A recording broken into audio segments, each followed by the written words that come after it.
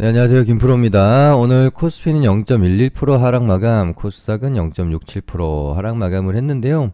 최근에 우리 증시가 미국 증시에 비해서 꽤나 강한 모습을 보여주고 있어요. 목요일날 나스닥이 2% 하락 마감했는데 우리 증시 종가상 마이너스 0.38%, 굉장히 양호했죠. 그리고 오늘 장중에 이제 미국 선물이 한 마이너스 1% 정도 빠진 상황에서 이제 회복을 못 해주고 있었거든요. 그럼에도 불구하고 뭐 한 0.75까지 찍었다가 그래도 종가상 0.67% 정도로 일단은 이제 마감해주는 모습이고, 이제 미국 증시가 여기서 뭐 이제 다우는 물론 지금 잘 버티고 있는데 나스닥이 최근에 이제 뭐 긴축과 금리 인상, 이제 빅스텝 이야기가 나오면서 조금 더 다우보다는 약한 모습이죠.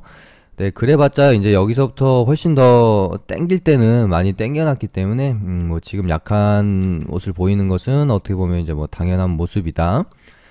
근데 여기서 이제 이런 어떤 저점 구간들을 깨고 이런 식으로 떨어지게 되면 여기 저점 3월 14일 만들어놨던 이런 저점 구간을 한번 테스트하러 가려고 하는 방향성이 생기겠죠. 12,500포인트 구간인데 제 뭐 개인적인 관점에서는 다우가 여기서 이제 밀리는 흐름보다는 조금 이렇게 버티다가 돌리는 흐름이 나오지 않을까 생각을 하고 있고, 뭐 아무리 이제 금리 인상 시기에 기술주들이 약할 수밖에 없다고 하더라도 다우가 만약에 방향을 돌려준다라고 하면 나스닥도 뭐 여기서 뭐 이렇게 이제 깨고 떨어진다라는 흐름보다는 뭐 적당히 이런 식으로요.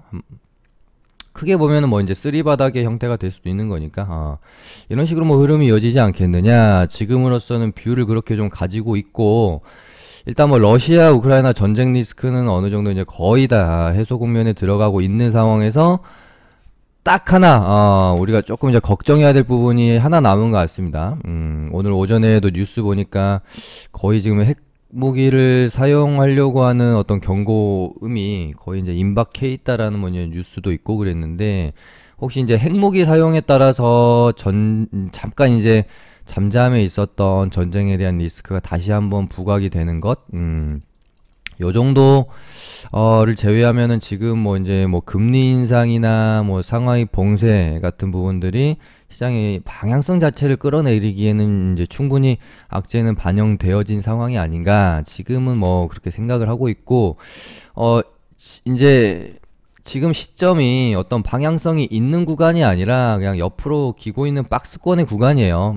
이 박스권 하단에서 그냥 레벨업만 하나 시켜놓고 한 단계 레벨업된 구간에서 이제 박스권 흐름이기 때문에 언제 뚫어줄지, 언제 하방으로 뚫고 밑으로 내려갈지 알 수 없는 그냥 방향성이 정해지지 않는 상황이기 때문에 뭐 과도한 뭐 이제 과도하게 적극적인 뭐 매매 전략보다는 그냥 뭐 보수적으로 그냥 종목별로 대응하고 리스크 관리하면서 지켜볼 수밖에 없는 상황이고요. 지금 거래 대금이 오늘도 6조 초반이에요. 시장에 거래 대금이 말라가지고 지금 전혀 어떤 종목들의 활발함이 없습니다. 변동성도 그만큼 줄어들어 있는 상황이고, 최근에 뭐 이제 식량난 테마, 그리고 뭐 일동 홀딩스랑 일동제약 정도, 뭐 요 정도 제외하면은 거의 지금 매매할 테마도 없다라고 보시면 될 것 같고, 뭐 근데 이제 어제도 멘트를 드렸지만 뭐 쌍용차나 지금 뭐 가고 있는 뭐 식량난이나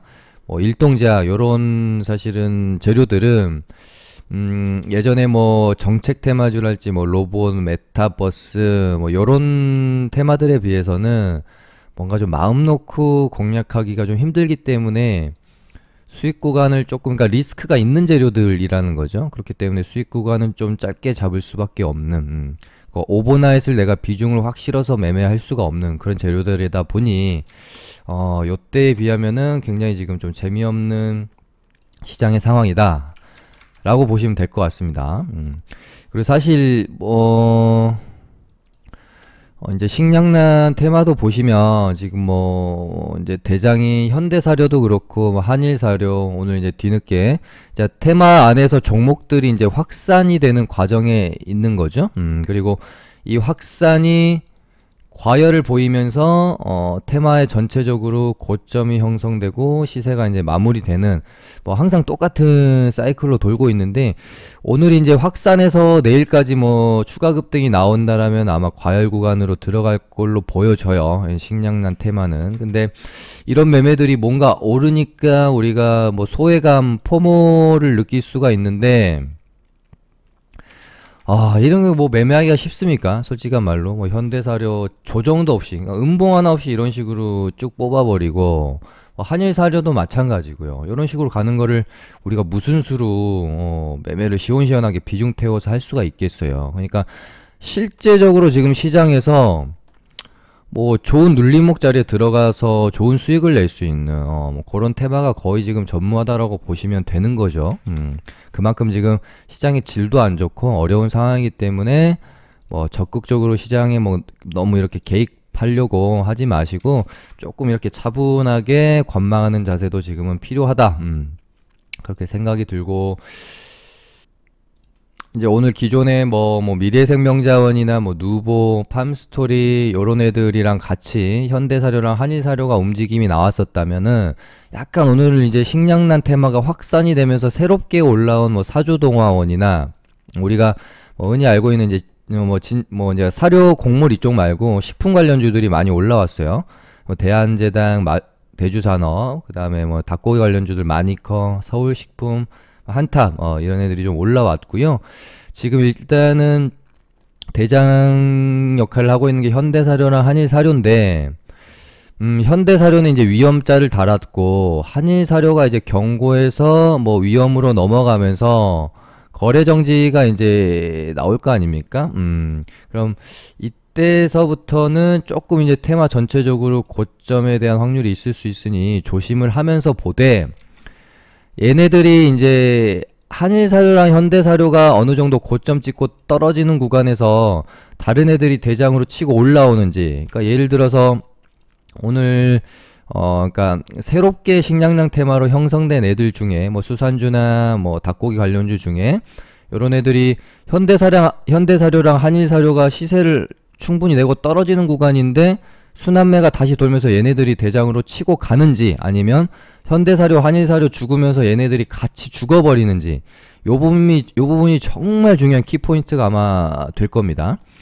만약에 현대사료랑 한일사료랑 고점을 찍고 이제 약간 이제 출렁거림이 있을 때, 뭐 얘네들도 전부 같이 영향을 받으면서 고점 구간에서 좀 조정이 나온다면은 어느 정도 이제 과열 국면에서의 테마 전체적으로 약간 이제 좀 마무리가 될 수 있는 그런 좀 경계를 좀 가져야 될 거고요. 반대로 현대사료, 한일사료가 고점 찍고 밀리는데 사조동화원, 뭐 이제 오늘 올라왔던 뭐 대한제당, 대주산업, 마니커 이런 애들이 버티면서 오히려 현대사료, 한일사료로 몰렸던 수급이 이쪽으로 이동한다. 그러면은 이 식품 테마는 아마 얘네들이 좀 죽고 오늘 이제 새롭게 형성된 애들이 다시 올라오면서 새로운 흐름을 만들어낼 수 있을 겁니다. 이렇게 이거를 조금 이제 분류를 뭐 해놨으면 좋을 것 같은데, 일단 이제 대장들만 좀 모아놓으면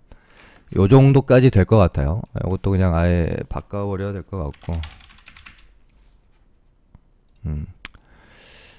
그러니까 이제 뭐 상한가까지는 좀 못 가주면서 뭐 이등주, 뭐 후발주 개념으로 움직이고 있는 애들이 뭐 이제 팜스토리, 누보, 미래생명자원, 뭐 남해화학 요런 정도가 될 것 같고요. 이제 요 밑에는 이제 원자재, 가스, 유가 애들이니까 지금 이제 식량난 테마로 수급이 너무 쏠려 있기 때문에 얘네들은 아주 뭐 활발하게 움직일 가능성은 좀 없어 보이는데, 일단 지금으로서 하나 볼만한 거는 뭐 GSE 정도인 것 같아요. 여기서 요런 구간에서 이렇게 흐름을 좀 만들어 갈 수 있는지 봐야 될 것 같고, 뭐 GSE도 이제 저희 뭐 정혜원방에서 요날 뭐 이제 종가 베팅 해가지고 이제 뭐 수익을 다 내고 나왔던 종목인데, 아직까지는 뭐 흐름이 완전히 끝났다고 보이지는 않습니다.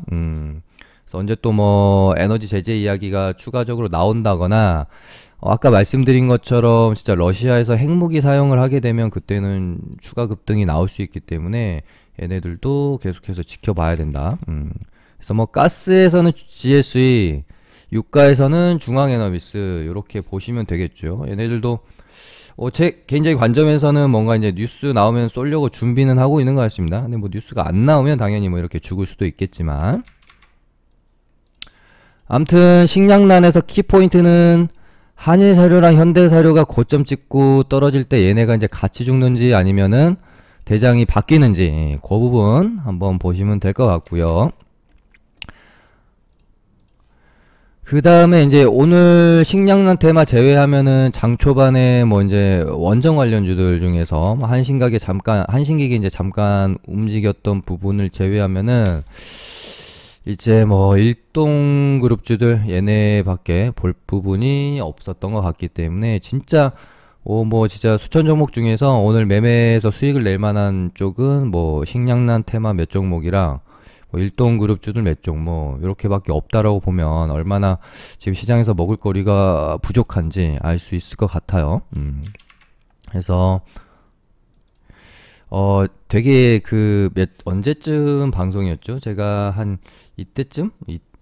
정확히 기억은 안 납니다. 아무튼 요때 아니면 요때에 제가 역사적으로 대시세를 내는 종목들의 공통점에 대해서 한번 방송을 드렸던 적이 있어요. 그거 기억하시는 분들은 제가 어떤 부분을 말씀드렸냐면은 당연히 이제 뭐 대부분이 바이오 종목인 것도 맞다. 근데 이제 그것보다 더 중요한 거는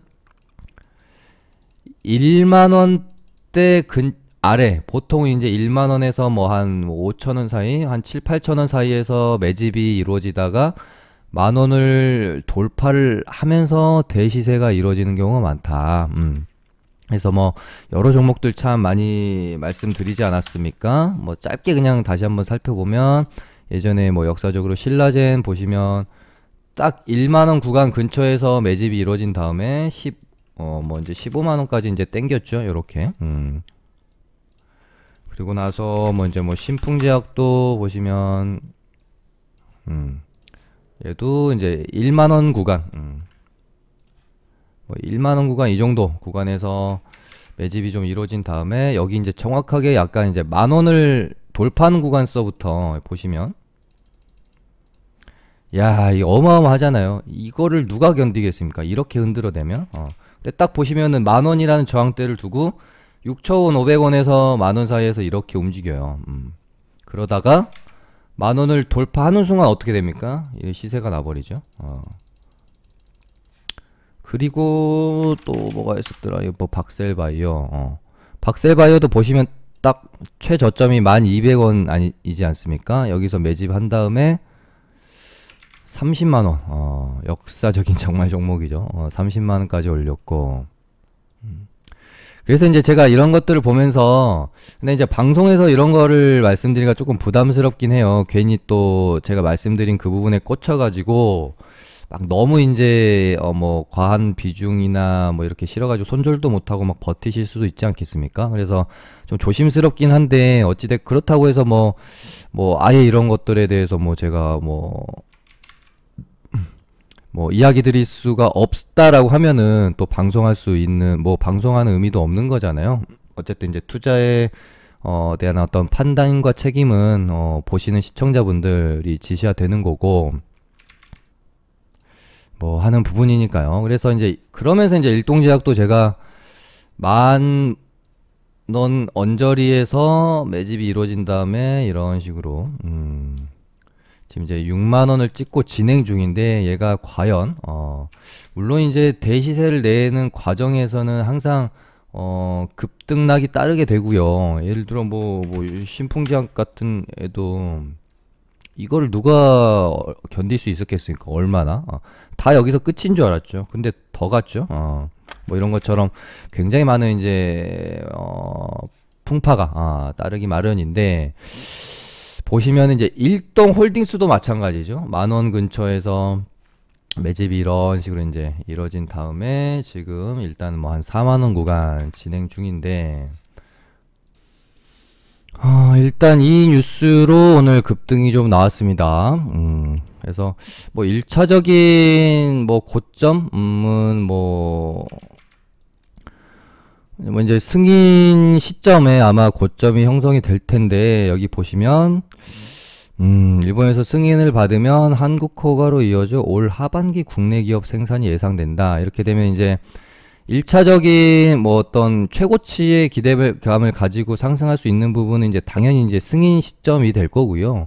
요때 뭐 이제 또 고점을 만들고 또 이렇게 조정이 좀 나왔다가 본격적으로 이제 생산이 이루어지는 시점에서 또 한번 파동이 일어날 수도 있는 부분이고, 아니면 진짜 승인까지만 시세를 내고 그 이후로는 뭐 시세가 마무리될 수도 있고, 요런 이제 재료적인 측면들도 같이 보면서 얘네들은 이제 뭐 고점을 예측을 해봐야 되겠는데, 뭐 고점이 언제 나올지 맞힐 수 있다면 뭐지 뭐 전재산 박아서 떼돈을 벌겠죠. 근데 그런 어떤 뭐 정말 대시세에 대한 어떤 뭐 허황된 욕망이 결국은 우리의 이 주식 투자를 항상 망치게 되는 거 아니겠습니까? 한 달, 두 달, 1년, 2년 차분히 매매하고 원칙 지키면서 투자해가지고 올렸던 수익을 결국은 항상 눈 뒤집혀가지고 소수 몇 종목 소수 테마에 몰빵해가지고 이렇게 망가지는 이런 지긋지긋한 패턴들 있잖아요. 우리는 그걸 반복하지 말아야 되기 때문에 그냥 공부 차원에서 알고만 있자라는 거지, 뭐 과도한 비중을 놓고 기도 매매 이런 거는 하시면 안 되는 겁니다. 그러니까 오늘 제가 말씀드리고 싶은 부분은 이런 부분이, 그러니까 어떤 종목이 1만원이라는 저항대를 두고 계속적으로 저항 맞고 떨어지고 저항 맞고 떨어지고 이러면서, 근데 누가 봐도 약간 이제 매집의 형태를 띠고 있고, 그러던 애가 갑자기 10,000원이라는 저항대를 돌파하면서 굉장히 센 재료가 붙어줬다면, 이런 종목은 내가 조금 길게 볼 수도 있겠다, 혹은 길게 보지 않는다라고 해도 시세가 꺾일 때까지 트레이딩을 지속적으로 샀다 팔다 하면서 또 해볼 수도 있는 부분이죠. 그러니까 이런 부분에 대한 어떤 팁을 제가 드리는 겁니다. 네, 그리고 뭐 이제 쌍용차는 제가 저번주 초반, 저번주 뭐 화요일, 수요일부터 이제 계속 말씀을 드렸던 부분이, 이제 요번 주까지만 딱 매매하고 다음 주부터는 힘이 많이 약할 수 있으니까 조금 조심하자, 경계하자, 그렇게 좀 말씀을 드렸었습니다. 물론 KG 스틸은 또 시간에서 뭐 이제 3% 정도 뭐 반등이 나왔는데, 아마 여기서 이제 더 이런 식으로 땡기기는 저는 조금 힘들 수 있다라고 봐요. 그래서 뭐 이제 공략을 하더라도 그냥 어떤 뭐 트레이딩의 영역 정도로 그냥 뭐 이제 간식을 먹는 정도로 봐야지, 막 이제 비중을 과하게 실어서 뭐 비중 베팅할 재료는 이제는 좀 아닐 수 있다라는 생각이 들어요. 그래서 뭐 매매를 하더라도 지금으로서는 KG 스틸 하나, 요 정도 보시면 되지 않을까 싶고, 그 다음에 오늘 이제 저번 주 금요일날 동신건설이 대장 역할을 하면서 상승이 나와줬고, 건설주들이 드디어 기나긴 조정을 마치고 방향을 이제 조금 돌려놓는 과정에 들어왔고, 거기에서 이제 재료로 더해진 게 윤석열 당선인의 어떤 그 부동산 정책이 이제 좀 뉴스도 좀 많이 나오고 시장에서 이제 재료로 쓰일 만한 그런 뉴스들이 좀 있었는데, 일단 오늘 이제 다시 뉴스가 좀 나왔던 게 생각보다 정책 발표 시기가 좀 늦어질 수 있다, 그렇게 나왔어요. 그러더라도 어찌됐건 제가 생각하는, 이것도 방송에서 말씀 많이 드렸지만, 대선 결과가 딱 나오고 나서 건설주랑 원전주가 시세를 냈죠. 뭐 디지털 플랫폼 요쪽 정책주들이. 그러고 나서 조정을 거의 이제 뭐 한 달가량, 한 달 좀 안 되는 정도 조정을 받았고, 제가 방송에서 여러 차례 이제 말씀드렸던 부분이, 아마 대통령 취임식 을 앞두고 뭐 한 1, 2주, 대통령 취임식을 한 1, 2주 정도 앞두고 다시 한번 정책에 대한 뭐 발표나 뭐 부분들이 뉴스화 되면서 다시 기대감을 좀 불러올 수 있지 않겠느냐, 그렇게 말씀을 좀 드렸었습니다. 그래서 뭐 건설주들 뭐 금요일날 돌림 반등이 일단 나왔고요. 그렇다고 해서 뭐 여기서 한번 반등 후에 죽기보다는 일단 저는 돌려놨기 때문에 조금 다시 눌렸다가 이런 식으로 천천히 돌아 나가는 방향으로 저는 일단은 계획을 좀 잡고 있습니다. 물론 난이 이렇게 생각했지만 이렇게 죽어버리면 내 생각이 틀렸다 생각하고 대응을 좀 해줘야 되는 부분이 될 수도 있겠죠. 아무튼 이제 건설주 돌면은 이제 그 다음에 건자재로 수급이 돌 것이고, 건설이 같다라고 하면 원전주로 수급이 이동할 수도 있다라고 어제 방송에서 말씀을 드렸는데, 일단 오늘 한신기가 반등이 굉장히 세게 나왔어요.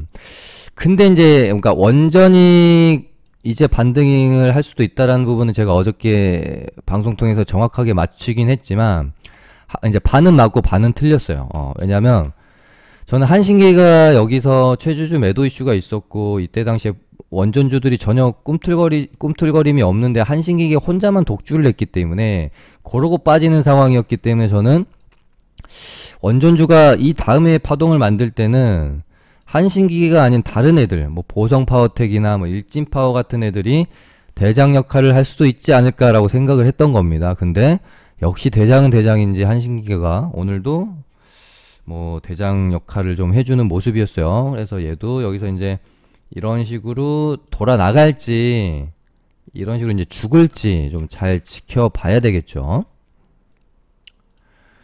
그리고 물류 애들도 제가 참 많이 말씀드렸는데 갈 듯 말 듯 진짜 안 가네요.